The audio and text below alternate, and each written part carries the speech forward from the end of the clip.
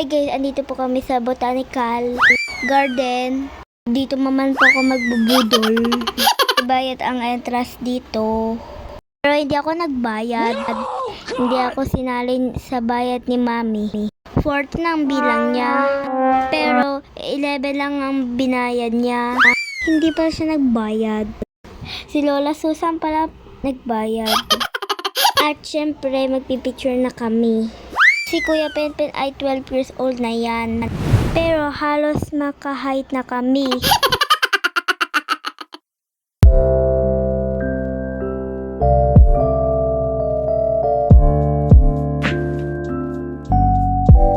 Ang labo na talaga ni Mami. Ang usapan daw magbibideo daw si Mami. Pero nagpicture lang siya. Galing na ko dito noong 2019. Imbis magpahangin kami dito sa Baguio. Ang init pala. Ito yung isa kong lola. Lola Tessie. Ang dami kong sinasabi. Gawin ko na ang saging ng unggoy. Guys, nakatila pa siya oh. Ito din guys. Walang papapicture sa kanya. Ano siyang problema? Parang si Mami lang guys. Kawawa maman siya. Pa siya napinturahan.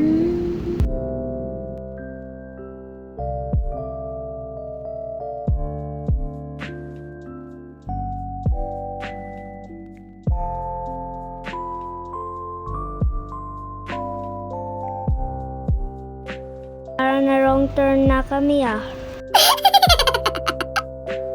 Guys, ito naman po si Lola Tessie. Hinuli niya naman ako para magpa-picture.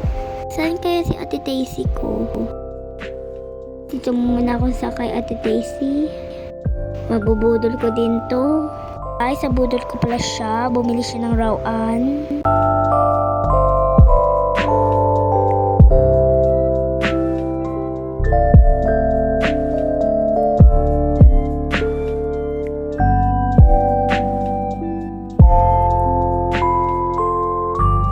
Siyempre guys, di nagpatalo si Mami.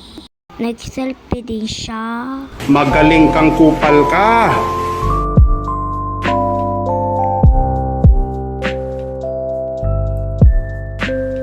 Guys, may mga lola nagpapapicture, may bayad. Try na lang kaya ako. Magbayad sila magpapicture. Guys, hanggang dito na lang. Bye-bye!